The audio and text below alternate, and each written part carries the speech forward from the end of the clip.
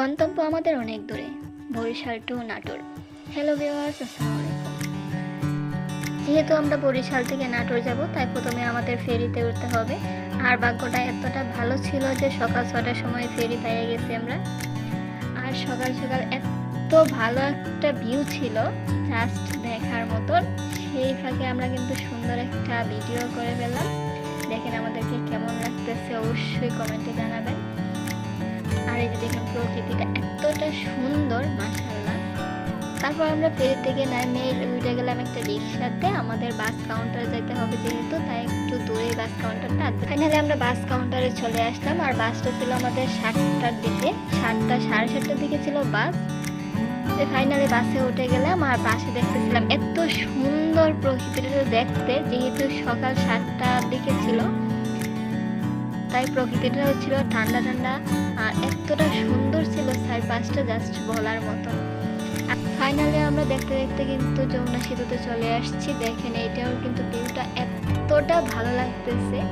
যদি সকাল না হতো এতটা ভিউ কিন্তু ভালো লাগতো না, কারণ হলো তখন গাড়িও থাকতো বেশি, আবার রোদ থাকতো।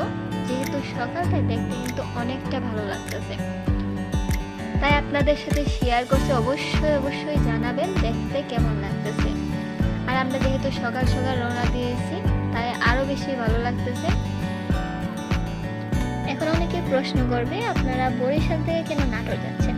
কারণ বরিশাল হলো যেখানে আমার হাজব্যান্ড জব করে, আর নাটোর হলো আমার শ্বশুর বাড়ি, যার জন্য শ্বশুর বাড়িতে ঈদ করবো। তাই ঈদের ছুটিতে আমি শ্বশুর বাড়ি যাচ্ছি। আর এই সকাল সকাল রওনা না দিলে কিন্তু আমাদের নাটোর পৌঁছাতে অনেক দেরি হবে, যার জন্য আমরা অনেক সকালে রওনা দিতে হচ্ছে। ফাইনালি কিন্তু আমাদের ব্রিজটা শেষ হয়েছে। আর দেখেন ব্রিজের এই পার থেকে এই পার পর্যন্ত দেখতে কিন্তু এতটা সুন্দর, মানে কিভাবে যে বলবো, মাশাআল্লাহ অনেক সুন্দর। এই জায়গাটা যদিও বা আমার কোনো দেশ বা কোনো জায়গায় ঘুরতে যাওয়া হয় নাই, তাই আমার হাজব্যান্ডের ওসিলায় এখন অনেকটা জায়গায় ঘোরা হয়ে যাচ্ছে আর দেখাও হয়ে যাচ্ছে। জাস্ট সবকিছুর জন্য আলহামদুলিল্লাহ। রাস্তার মাঝখানে দেখলাম অনেকগুলো লিচু, একজন কাকা নিয়ে বসে আছে, তো ভাবলাম কিছু লিচু নিয়ে যাই, বাড়ির জন্য অনেক ভালো লাগবে। তাই এখানে 100 লিচু নিয়ে নিলাম সাথে করে। তো ফাইনালি আমরা বাড়ির কাছে কিন্তু চলে আসছি, তাই একটা ভ্যান নিয়ে নিলাম। ভ্যান দিয়ে যেতে খুবই সুবিধা হয় এলাকার মধ্যে। আর সাথে তো আসতেই রাস্তার এই ভিউটা, আকাশটা দেখেন মেঘলা মেঘলা মনে হচ্ছে অল্প কিছুক্ষণের মধ্যে বৃষ্টি আসবে। যদিও বা বৃষ্টি আসবে না, তারপরেও মনে হচ্ছে মেঘলা, যার জন্য আজকে গরম ওয়েদারটা